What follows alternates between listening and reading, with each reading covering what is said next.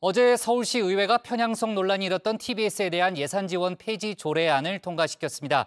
이로 인해 2024년부터는 TBS에 대한 서울시의 예산 지원이 중단되는데요. TBS 노조와 민주당 시의원들은 크게 반발하고 있습니다. 정치권 공방도 뜨거운 상황인데요. 관련 내용을 주민에서 짚어보겠습니다. 어제 TBS에 대한 서울시 예산 지원을 중단하는 조례안이 민주당 시원들의 불참 속에 국민의힘 서울시 의원들의 주도로 서울시 의회를 통과했습니다.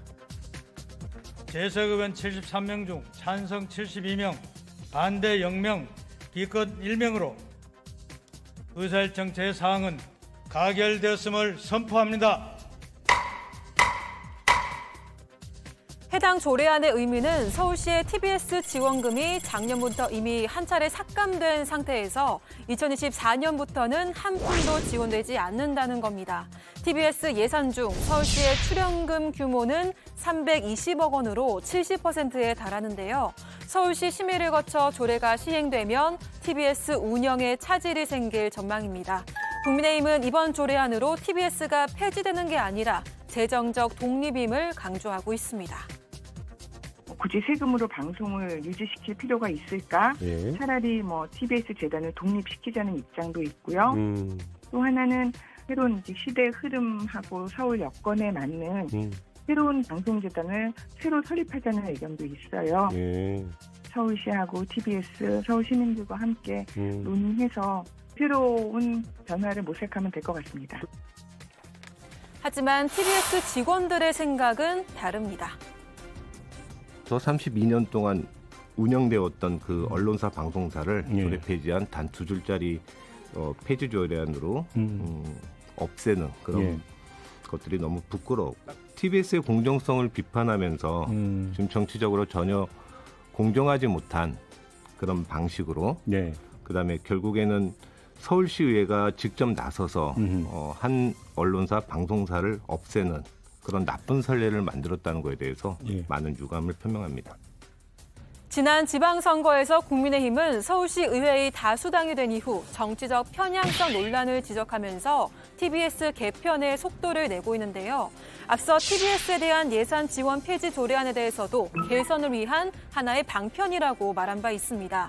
서울 시민의 세금으로 운영되는 만큼 편향된 방송의 개선이 필요하다는 겁니다. 최대의 문제점은 아무래도 편향된 방송이 들어있다는 것이죠. 어쨌든 서울 시민의 세금으로 운영되는 방송입니다. 그 방송이 시민의 욕구와 요구에 부합해야지 전혀 다른 방향으로 간다면 개선이 필요하죠.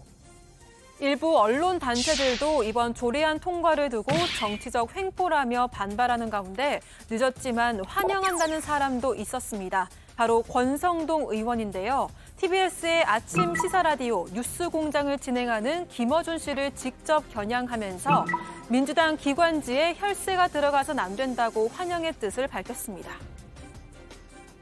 늦었지만 환영합니다. 그동안 TBS의 시사 프로그램은 최소한의 공정성도 지키지 못했습니다.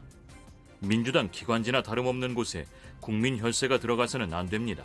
특히 TBS의 간판이라고 할 수 있는 김어준 씨는 전형적인 음모론자이자 선동가입니다. 그야말로 20여 년 음모론 외길 인생을 살아왔습니다. 국민의힘과 방송인 김어준 씨의 악연은 최근에도 이어진 바 있습니다. 김어준 씨가 이태원 참사와 관련해서 한 발언 때문인데요. 이번에 사고 난 골목도 예전에는 폴리스 라인을 치고 한쪽으로만 통행하게 했어요. 그 외에 일방 통행 설정을 이번에 안 했을까? 그게 참 의문이거든요. 해당 발언 때문이었을까요? 다음 날 주호영 원내대표는 이태원 참사와 관련한 가짜뉴스의 문제점을 지적하기도 했습니다. 이태원 사고와 관련해서 가짜 뉴스들이 많이 생산되고 있습니다. 가짜 뉴스는 피해자와 유족에 대한 2차 가해일뿐만 아니라 국민 분열과 불신을 부추기며 같은 날 국민의힘의 공정미디어 소위 또한 방송인 김어준 씨의 해당 발언을 직접 겨냥했습니다. 그러면서 이태원 헬로윈 사고 이후 김어준의 선동방송이 또다시 기승을 부리고 있다고 말했는데요. 이런 가운데 김어준 씨에 대한 정치적 편향성 논란, 직원 내부에서도 여러 의견이 공존하고 있다는 이야기가 나왔습니다. 다만 일방적인 정치 권력에 의한 변화가 옳은 것이냐는 물음을 던졌습니다. 뉴스공장이라는 그 프로그램이 저희들에게 지금 존재할 때 여러 가지 장점도 있고 단점도 있습니다. 미미한 점이 있었다, 부족한 부분이 있었다. 예. 그러면 당연히 어떤 변화에 대한 부분이 필요하죠.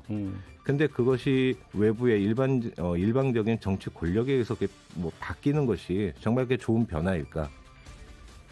일단 지원 폐지 조례안이 통과된 상황에서 TBS 예산 지원 중단의 최종 결정권은 오세훈 서울시장이 쥐게 되는데요.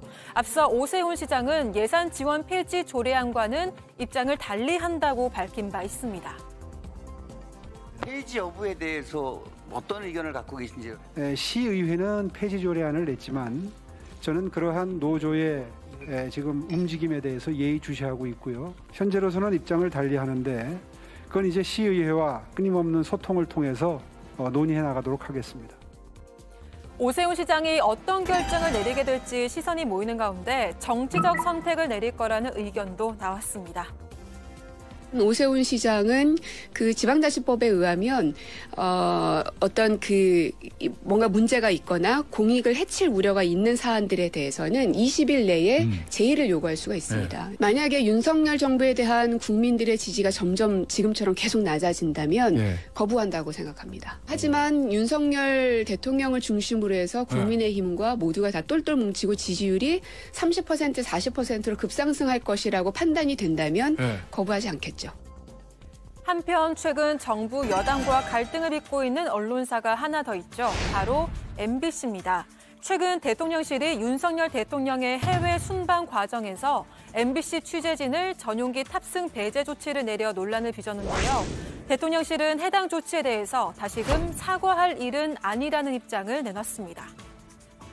저희들은 다시 한번 말씀드리지만 이번 MBC를 전용기에 탑승시키지 않은 것이 언론의 취재의 자유를 제한하는 그런 조치라고는 생각하지 않고 헌법상에 보장된 언론의 자유는 저희들은 100% 보장하고 있다고 그렇게 생각을 합니다. 그래서 특별히 저희들이 이번 조치에 대해서 사과하거나 그럴 일은 아니라고 생각을 합니다.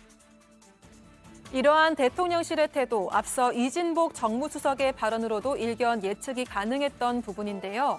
MBC 전용기 탑승 배제의 이유가 지난 9월 윤 대통령의 미국 순방 도중에 비속어 논란 보도 때문이라는 겁니다.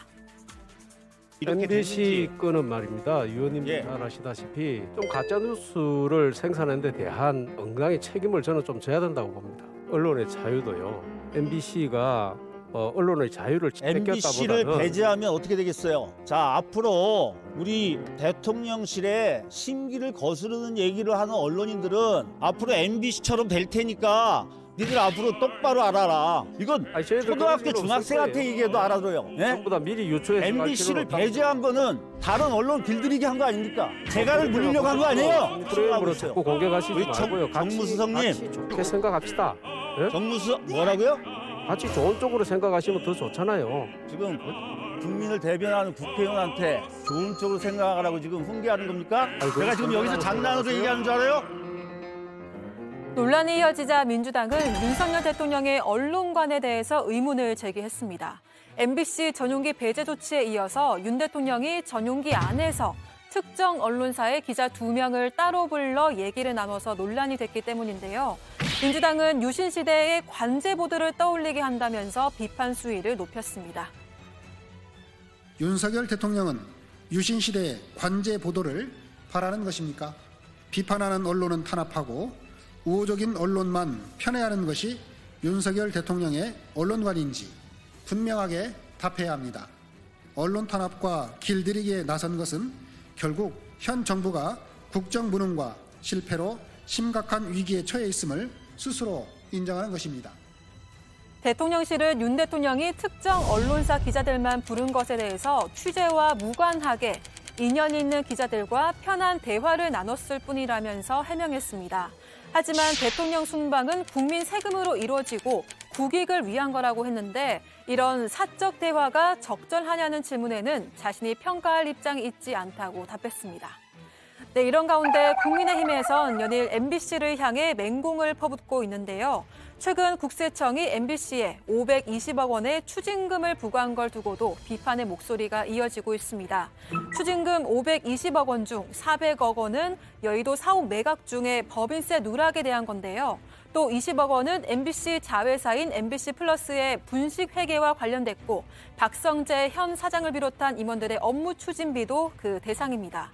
MBC는 세금 탈루한 적 없다는 입장을 밝힌 가운데 국민의힘은 내로남불의 전형이라며 공세 수위를 높였습니다. 문재인 정부 5년 동안 박문진 위에 MBC가 있었다는 것은 주지의 사실입니다. 사실 박문진과 MBC는 문재인 정부 한통속입니다. 2018년 MBC는 당시 전현직 대통령과 국정원 특수활동비에 대해서 연일 단독 보도를 이어가며 비판한 바 있습니다. 정작 자신들의 큰 잘못은 숨기면서 끝이 없는 편파 왜곡 보도를 일삼는 것에 대해서 MBC 박성재 사장이 책임지고 사퇴해야 할 것입니다. 권태순 박문진 이사장도 책임지고 사퇴해야 할 것입니다. 그러면서 박성재 사장과 권태선 박문진 이사장의 사퇴를 촉구했는데요. 오늘 국민의힘은 방송산업 개편 토론회를 열고 공세를 이어가는 모습을 보였습니다. 이 자리에서 차라리 MBC는 해체하는 게 사회 해악을 줄이는 일이라는 높은 수위의 발언도 나왔다고 하는데요. 자세한 이야기는 잠시 후에 자리에 들어가서 전하도록 하겠습니다. 국민의힘을 향한 MBC의 공세가 이어지는 가운데 언론계는 MBC 취재진을 배제한 대통령실 관계자들을 직권남용죄로 고발했습니다. 김대기 비서실장과 김은혜 홍보수석 비서관이 대상으로 순방 이후에도 정부 여당과 MBC의 갈등은 계속될 걸로 보이는데요. 오늘의 주민 한마디는 이분의 말로 대신하겠습니다. 윤석열 대통령이 2016년에 국정농단 특검 수사팀장 복귀하면서 수사권 가지고 보복하면 그게 깡패이지 검사입니까? 이렇게 했던 말이 기억나요. 길들이기 한 거고 보복한 거다고 저는 보는데 정부가 권력을 가지고 저렇게 보복한 것은 깡패인지 정 대통령실인지 한번 판단해 봐야 되는 거죠.